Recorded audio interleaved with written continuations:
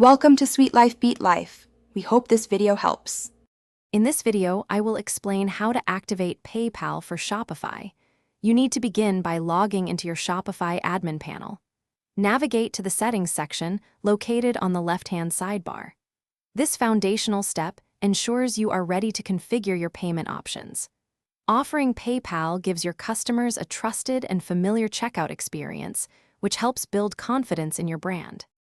Once you are in the Settings menu, select Payments from the list. Here, you will see various payment providers available for your store. Find the section for PayPal and click on Activate PayPal Express Checkout. This action will securely redirect you to the PayPal website. Follow the prompts to log in with your PayPal business account credentials and authorize the connection back to Shopify. After connecting your account, return to your Shopify admin to finalize settings.